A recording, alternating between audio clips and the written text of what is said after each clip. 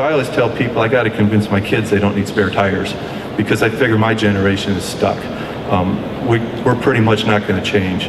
But the next generation of car buyers that we're all trying to appeal to, whether it's to appeal to them for replacement tires or us to appeal to them is, hey, you guys really got to get excited about cars, and cars are a way of life, and cars are a social statement, and all the things that we grew up believing cars are.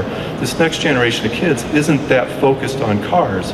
And so we spend a lot of time trying to figure out how we get them excited about it. But as we're doing that, we need to convince them that, hey, maybe you don't need to have a spare tire. You don't need to have that redundancy in the trunk.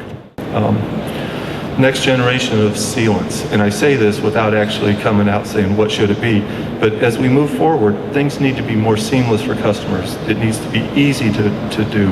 And it needs to be, it needs to seal bigger and bigger holes. And it needs to maybe even be a permanent fix, so that you might envision that, hey, if I put this stuff in on the side of the road, I don't have to go do something else. But when you put the sealant in, now I've got to go do something. I've got to deal with repairs place, and they may or may not be happy with the fact that there's sealant in that tire. The question is, do I see OEs pulling back on the proliferation of wanting new tire sizes? So I can tell you from Ford, we have for about 8 years been more diligent about not asking for new tire sizes, partially for that very reason, because we recognized a while ago that we were having a lot of customer dissatisfaction on customers couldn't go, they didn't have choices for replacement tires.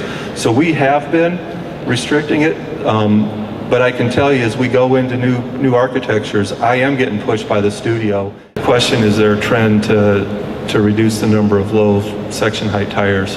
No, I tell you the trend's the other way. We want more low section height tires.